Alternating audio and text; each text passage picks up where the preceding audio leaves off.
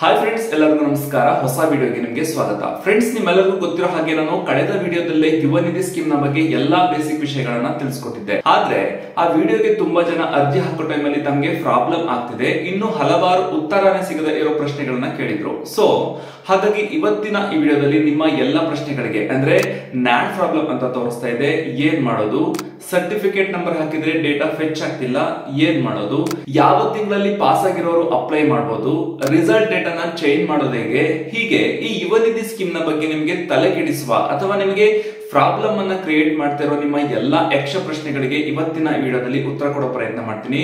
ನಾನು ಶೇರ್ ಮಾಡೋ ಈ ಎಕ್ಸ್ಕ್ಲೂಸಿವ್ ಮಾಹಿತಿ ನಿಮಗೆ ಎಲ್ಲೂ ಕೂಡ ಸಿಗೋದಿಲ್ಲ. ಸೊ ಹಾಗಾಗಿ ವಿಡಿಯೋನ ಎಲ್ಲೂ ಸ್ಕಿಪ್ ಮಾಡದೆ ಪೂರ್ತಿಯಾಗಿ ನೋಡ್ತಾ ಹೋಗಿ.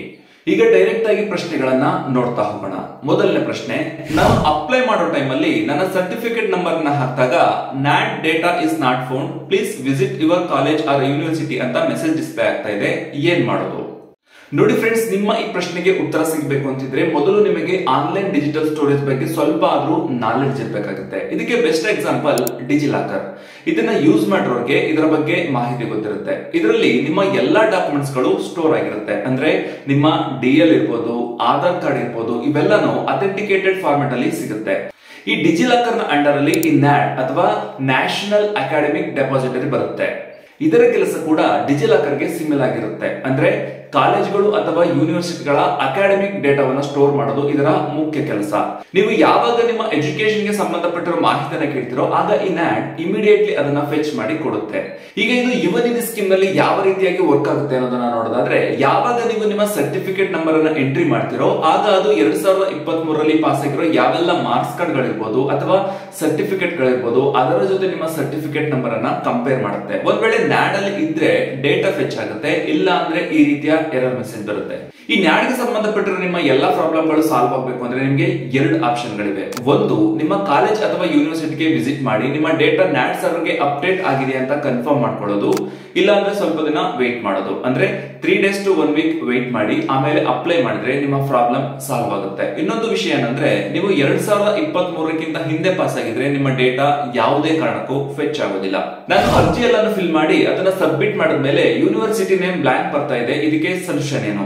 ನೋಡಿ ಫ್ರೆಂಡ್ಸ್, ನಾನು ಮೊದಲೇ ಹೇಳಿರುವ ಹಾಗೆ ನೀವು ರಿಜಿಸ್ಟರ್ ನಂಬರ್ ಅನ್ನ ಎಂಟ್ರಿ ಮಾಡಿದ್ಮೇಲೆ ಅದು ನ್ಯಾಡ್ ಇಂದ ಡೇಟಾ ಫೆಚ್ ಆಗಬೇಕಾಗಿರುತ್ತೆ. ಆದ್ರೆ ಕೆಲವೊಂದ್ಸಲ ಸರ್ವರ್ ಪ್ರಾಬ್ಲಮ್ ಇಂದ ಈ ರೀತಿಯ ಸಮಸ್ಯೆಗಳು ಉಂಟಾಗುತ್ತೆ. ಸೊ ನೀವು ಸಬ್ಮಿಟ್ ಅನ್ನ ಮಾಡಿ ಆದ್ಮೇಲೆ ಯೂನಿವರ್ಸಿಟಿ ನೇಮ್ ಅಥವಾ ಬೇರೆ ಏನಾದ್ರೂ ಬ್ಲಾಂಕ್ ಬರ್ತಾ ಇದ್ರೆ ಅದು ಸರ್ವರ್ ಪ್ರಾಬ್ಲಮ್ ಆಗಿರುತ್ತೆ. ಹಾಗಾಗಿ ನೀವು ಮತ್ತೆ ಅಪ್ಲೈ ಮಾಡೋದಕ್ಕೆ ಟ್ರೈ ಮಾಡಬೇಕಾಗುತ್ತೆ. ಪ್ರಿಫರಬಲಿ ಅರ್ಲಿ ಮಾರ್ನಿಂಗ್ ಅಪ್ಲೈ ಮಾಡಿದ್ರೆ ಈ ರೀತಿಯ ಯಾವುದೇ ಪ್ರಾಬ್ಲಮ್ ಗಳನ್ನ ನೀವು ಫೇಸ್ ಮಾಡೋದಿಲ್ಲ.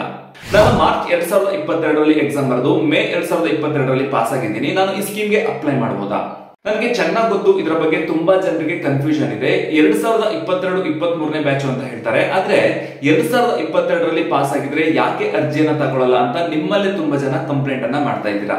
ಈ ಪ್ರಶ್ನೆಗೆ ಉತ್ತರ ಸಿಗ್ಬೇಕು ಅಂದ್ರೆ ಅವರು ಸ್ವಲ್ಪ ತಮ್ಮ ಬ್ರೈನ್ ಅನ್ನ ಯೂಸ್ ಮಾಡ್ಬೇಕಾಗುತ್ತೆ. ಯಾಕಂದ್ರೆ ಜನರಲ್ ಆಗಿ ಹೇಳೋದಾದ್ರೆ 2022-23ನೇ ಬ್ಯಾಚ್ ಅಂದ್ರೆ ಕಳೆದ ವರ್ಷದ ಬ್ಯಾಚ್ ಅವರಿಗೆ 2023ರಲ್ಲಿ ಎಕ್ಸಾಮ್ ನಡೆದು ಇದೇ ವರ್ಷನೇ ರಿಸಲ್ಟ್ ಬಂದಿರುತ್ತೆ. ಹಾಗಾಗಿ 2022ರಲ್ಲಿ ರಿಸಲ್ಟ್ ಬಂದಿರೋರು ಇದಕ್ಕೆ ಅಪ್ಲೈ ಮಾಡೋದಕ್ಕೆ ಆಗೋದಿಲ್ಲ. ಒಂದ್ ವೇಳೆ ಕಳೆದ ವರ್ಷ ಬ್ಯಾಕ್ಲಾಗ್ ಇದ್ದು 2023ರಲ್ಲಿ ಅದನ್ನ ಕ್ಲಿಯರ್ ಮಾಡ್ಕೊಂಡಿದ್ರೆ ನೀವು ಈ ಸ್ಕೀಮ್ ಗೆ ಅಪ್ಲೈ ಮಾಡೋದಕ್ಕೆ ಎಲಿಜಿಬಲ್ ಆಗಿರ್ತೀರಾ.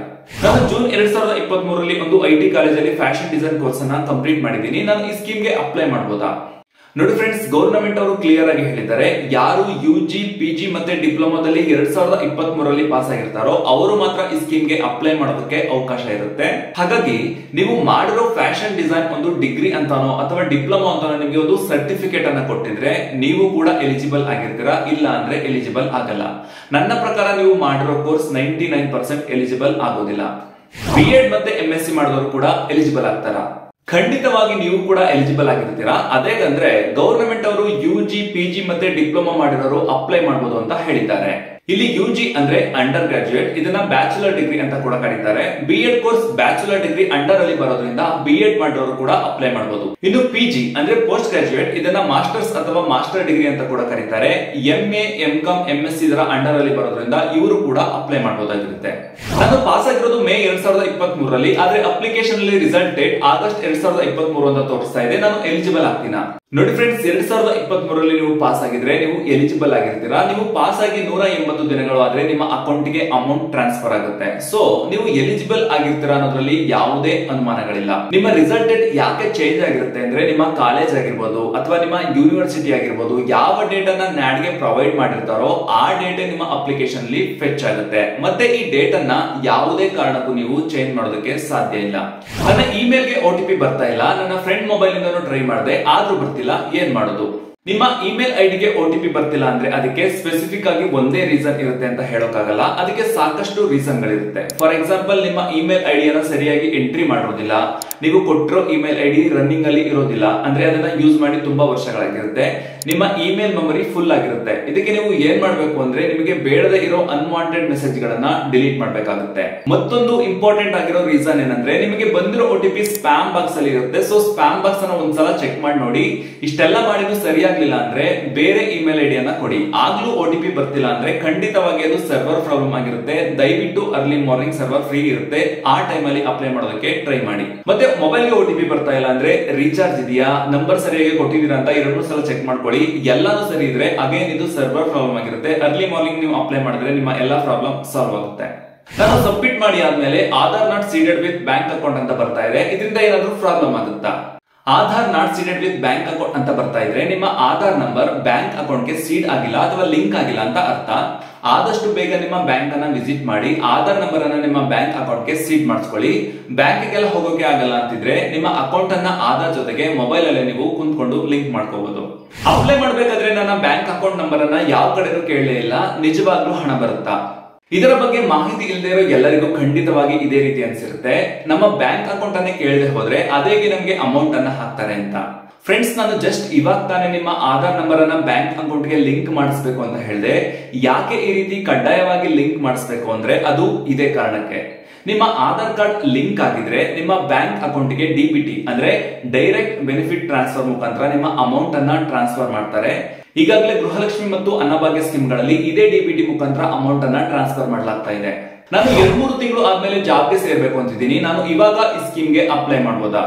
ಪ್ರೆಸೆಂಟ್ ನೀವು ಜಾಬ್ ಮಾಡ್ತಿಲ್ಲ ಅಥವಾ ಹೈಯರ್ ಸ್ಟಡೀಸ್ ಮಾಡ್ತಿಲ್ಲ ಅಂದ್ರೆ ಖಂಡಿತವಾಗಿ ನೀವು ಅಪ್ಲೈ ಮಾಡಬಹುದಾಗಿರುತ್ತೆ. ಈ ಸ್ಕೀಮ್ಗೆ ಅಪ್ಲೈ ಮಾಡೋ ಪ್ರತಿಯೊಬ್ಬರಿಗೂ ಒಂದು ಕಂಡೀಷನ್ ಅನ್ನ ಗವರ್ನಮೆಂಟ್ ಅವರು ಹಾಕಿದ್ದಾರೆ.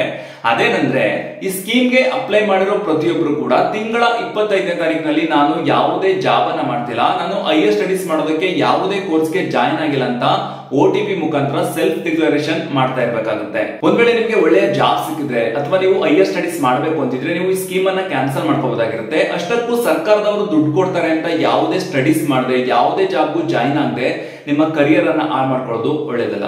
ನಾನು MCOM ಗೆ ಅಡ್ಮಿಷನ್ ಆಗಿದೆ, ಆದ್ರೆ ಈಗ ಕೆಲವೊಂದು ಕಾರಣಗಳಿಂದ ಡಿಸ್ಕಂಟಿನ್ಯೂ ಮಾಡಿದ್ದೀನಿ. ನಾನು ಈಗ ಅಪ್ಲೈ ಮಾಡಬಹುದಾ?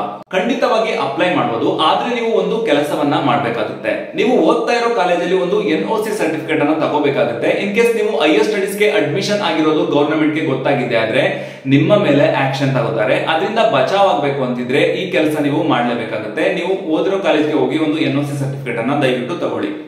ಅಪ್ಲೈ ಮಾಡೋ ಟೈಮ್ ಅಲ್ಲಿ application kept in draft mode will get auto deleted after 3 days of submission ಅಂತ ಬರ್ತಾ ಇದೆ. ಇದಕ್ಕೆ ಸೊಲ್ಯೂಷನ್ ಏನು? ಫ್ರೆಂಡ್ಸ್, ನೀವು ಅಪ್ಲೈ ಮಾಡಬೇಕಾದ್ರೆ ಡ್ರಾಫ್ಟ್ ಬಟನ್ ಮೇಲೆ ಕ್ಲಿಕ್ ಮಾಡಿದ್ರೆ ಈ ರೀತಿಯ ಮೆಸೇಜ್ ಶೋ ಆಗುತ್ತೆ. ಇದಕ್ಕೆ ಸೊಲ್ಯೂಷನ್ ಏನಂದ್ರೆ ಇಮಿಡಿಯೇಟ್ಲಿ ಹೊಸ ಅಪ್ಲಿಕೇಶನ್ ಅನ್ನ ಸಬ್ಮಿಟ್ ಮಾಡಿ, ಇಲ್ಲ ಅಂದ್ರೆ 3 days ವೇಟ್ ಮಾಡಿ, ಅದು ಆಟೋಮೆಟಿಕಲಿ ಡಿಲೀಟ್ ಆಗಿರುತ್ತೆ. ಆಗ ನೀವು ಹೊಸ ಅಪ್ಲಿಕೇಶನ್ ಅನ್ನ ಹಾಕಬಹುದಾಗಿರುತ್ತೆ. ನಾನು ಬೆಳಗಾವಿಯವನು, ಆದ್ರೆ ನಾನು ಡಿಗ್ರಿ ಮಾಡಿರೋದು ಮಹಾರಾಷ್ಟ್ರದಲ್ಲಿ, ನಾನು ಕೂಡ ಈ ಸ್ಕೀಮ್ಗೆ ಅಪ್ಲೈ ಮಾಡಬಹುದಾ? ನೋಡಿ ಫ್ರೆಂಡ್ಸ್, ಇದು ಸ್ಟೇಟ್ ಗವರ್ಮೆಂಟ್ ಸ್ಕೀಮ್ ಆಗಿರೋದ್ರಿಂದ ಬೇರೆ ಸ್ಟೇಟ್ ಅವರು ಕರ್ನಾಟಕದಲ್ಲಿ ಬಂದು ಡಿಗ್ರಿಯನ್ನ ಮಾಡಿದ್ರೆ ಅಥವಾ ನಮ್ಮ ಸ್ಟೇಟ್ ಇಂದ ಬೇರೆ ಸ್ಟೇಟ್ ಅಲ್ಲಿ ಡಿಗ್ರಿಯನ್ನ ಕಂಪ್ಲೀಟ್ ಮಾಡಿದ್ರೆ ನೀವು ಅರ್ಜಿಯನ್ನ ಹಾಕೋದಕ್ಕೆ ಸದ್ಯಕ್ಕೆ ಇರೋ ಮಾಹಿತಿ ಪ್ರಕಾರ ಎಲಿಜಿಬಲ್ ಆಗಿರೋದಿಲ್ಲ. ಈ ಕಂಡೀಷನ್ ಅನ್ನ ಮುಂದೆ ಚೇಂಜ್ ಮಾಡಿದ್ರು ಮಾಡಬಹುದು, ಸ್ವಲ್ಪ ದಿನ ವೇಟ್ ಮಾಡಿ ನೋಡಿ. ಇದಾಗಿತ್ತು ಯುವ ನಿಧಿ ಯೋಜನೆಗೆ ಸಂಬಂಧಪಟ್ಟ ನಿಮ್ಮ ಎಲ್ಲಾ ಅನುಮಾನಗಳಿಗೆ ನನ್ನ ಉತ್ತರ. ಈ ವಿಡಿಯೋದಲ್ಲಿ ನಿಮ್ಮ ಎಲ್ಲಾ ಡೌಟ್ಗಳು ಕ್ಲಿಯರ್ ಆಗಿದೆ ಅಂತ ಭಾವಿಸ್ತಾ ವಿಡಿಯೋನ ಇಲ್ಲಿಗೆ ಮುಗಿಸ್ತಾ ಇದ್ದೀನಿ. ವಿಡಿಯೋ ಇಷ್ಟ ಆದ್ರೆ ಲೈಕ್ ಮಾಡಿ ಮತ್ತೆ ಶೇರ್ ಮಾಡಿ. ಮುಂದಿನ ವಿಡಿಯೋದಲ್ಲಿ ಸಿಗೋಣ. ಧನ್ಯವಾದಗಳು.